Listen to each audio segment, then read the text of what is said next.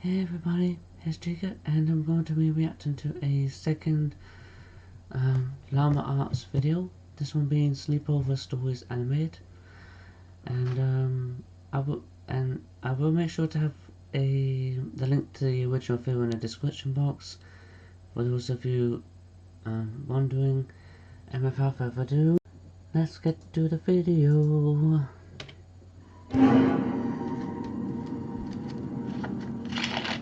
This happened when I was 15 years old. My best friend Anthony wanted me to come over for the night since his parents would be gone all weekend. I rode my bike over and put it in his backyard before letting myself in through his back door. We played basically every video game he had, from FIFA all the way to Call of Duty. I've never been to a sleepover before, so I don't know what that's like. With popcorn and other junk food spilled out all over the floor. As the night progressed, we moved from video games to watching half a movie and getting bored to doing prank calls at close to 10 o'clock. Anthony made a few calls to different pizza places. When it was my turn, I just dialed a few random numbers in hopes to get someone at their house. On, say, my fourth attempt, I finally reached somebody. A guy with a deep and rough voice picked up, answering with a yeah instead of a hello. Anthony's laughing in the background made me stumble with my words mid-sentence, ultimately cracking up into laughter. I had never done a prank call, so I sucked at it. The guy on the other end was silent. I regained a straight face and tried to continue with the call. It went something like this. Sir, would it be alright if I borrowed one of the wheels from your car? What's your name, kid? My name is Bob. Really? You sure it's not Anthony? It hit me like a brick. I looked up at Anthony, whose face was noticeably full of fear. I hung up the phone, not wanting to be on the line with whoever that was for another second. Anthony. That's really creepy. I think it's safe to say whoever that person is, they're probably stalking the house and probably might be planning to either kidnap someone in there or planning to commit a robbery or something like that, because no way that this guy would have known the name of one of the occupants if that wasn't the case. Who the hell was that? I asked him. I don't know, he told me. Does your caller ID info display your name or something? No, it shows my dad's name. We hopped on the computer and did some research, trying to figure out how it was possible to get someone's name through their phone number. It didn't make sense how he could get Anthony's name so quickly. He was way too young at the time to be on any of those personal information sharing websites. We ended up asking a question on Yahoo Answers, since no one had a similar experience. The question turned up no answers. I suggested he call his dad, but he said he wasn't supposed to have anybody over for the weekend, so he didn't want to call. We planned on sleeping in the living room, so we just resumed watching the movie that we hadn't finished from earlier. Right after the phone call had left my mind, me and Anthony looked at each other when we heard his front storm door opening, and then the doorknob to the front door began to turn. It only was able to turn about halfway before the lock restricted it. Anthony turned off the TV, and I went over to the window to see who it was. I spread the blinds open. There was a tall guy standing outside. Don't go to the window. He noticed the blinds moving and turned to look at me. I practically threw the blinds back into place. Me and Anthony hid in the kitchen, listening for any more noises. We heard the sound of the gate to the backyard opening, as it was right outside the kitchen window. God damn it, I said. I forgot to shut the back door. Anthony urged me to run and shut it. I made it to the hallway leading to his back door, and froze. There was a silhouette standing outside the back door. I don't think he noticed me, but he was surely looking into the house. He opened the door and stepped inside. I tiptoed to the kitchen and motioned for Anthony to follow me upstairs. We made it to his room as quietly as possible, pulling the door shut to avoid making any noise. We crawled under his bed. He had cloth covering the bottom of his bed, so you couldn't see anything under it unless you actually moved the cloth. The doors downstairs all opened, each one getting closer to the stairs. Thumps finally began up the stairs.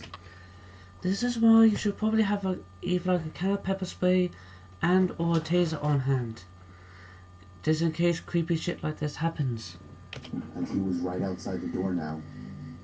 The door to the room opened. I could hear Anthony's breathing. It was too loud.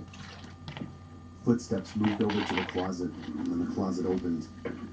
I could hear the coat hangers being slid around as the fabric of the jackets and coats rubbed against each other. Footsteps moved over to the bed and stopped. I felt like my heart was about to explode out of my chest. Anthony's breathing was too loud. I had to cover his mouth with my hand. Nothing but silence in the room now. We laid still for so long, I almost thought he wasn't even in the room anymore. I moved my hand away from Anthony's mouth and whispered in his ear, "You think we can make a run for it?" He was about to answer when the most disturbing, memory-haunting scream I'd ever heard filled my ears as Anthony was seemingly dragged out from under the bed. Oh, hell no. I crawled out and saw him struggling with the man. I desperately looked around for anything to use as a weapon. I settled with a screwdriver sitting on his nightstand. I hurried over to the man and drove the screwdriver into his back. Yeah, take that, bitch. He let go of Anthony as he let out a scream of agony, giving us time to get... And the best part is, whoever this person that broke into the house can't file a police report. And why? Because if this guy in the hood wanted to file a police report and charge one of them for stabbing him in the back, then this person in the hood has to explain the events leading up to this guy getting stabbed. And there's no way this guy's going to admit to breaking into the house and with the intention of harming one or more of the occupants in the house. So this person with the hood is buggered. Get the hell out of the house.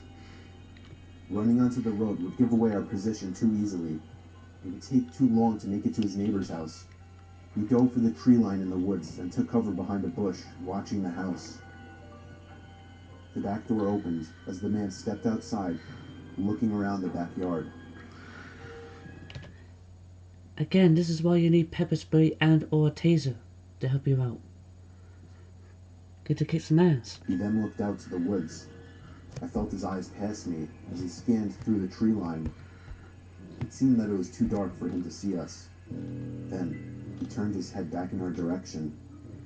I ducked behind the bush. "Joe, he's coming." "What?" "Dude, get up, we gotta run." He was right. The man was approaching us fast. How could he have seen us? We ran through the woods with the leaves crunching under us, giving away our position.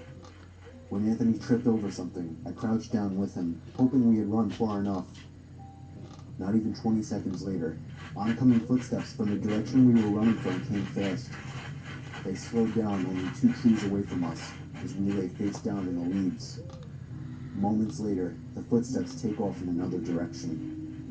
We waited until we could no longer hear them and took off back in the direction of the house. While running, over the sound of leaves crushing and my heavy breathing, I could swear I heard leaves crushing from behind us. We made it back to his backyard, into his house, and this time remembering to shut the back door. Make sure you lock the back We were door. now able to call the police. Anthony stayed on the line with them, while I patrolled the back windows, making sure nobody was out there. Grab a knife. It was so dark, though, I couldn't see anything. So I did something that seemed stupid today. I turned on his backyard lights, and immediately in the distance, over by the woods, I saw him, standing in front of a big tree. He turned off back into the woods and disappeared out of sight. That was the last time me or Anthony ever saw him.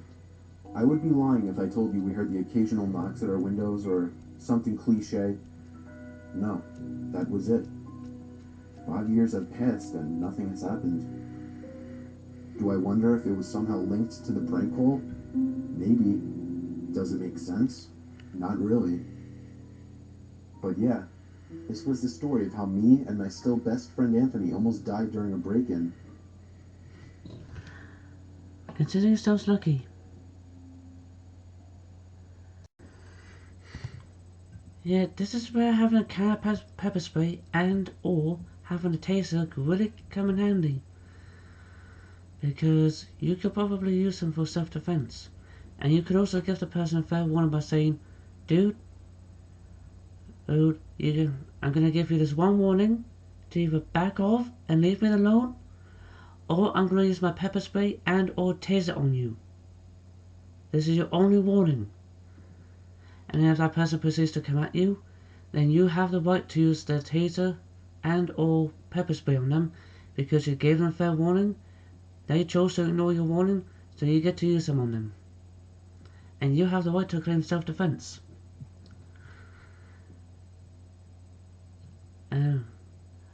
The worst part is, I would not be surprised if these days some people end up getting their homes broken into by people that want to commit robbery to sell some of their stuff, to sell like any of the consoles, video games or whatnot, just to earn a little bit of extra money.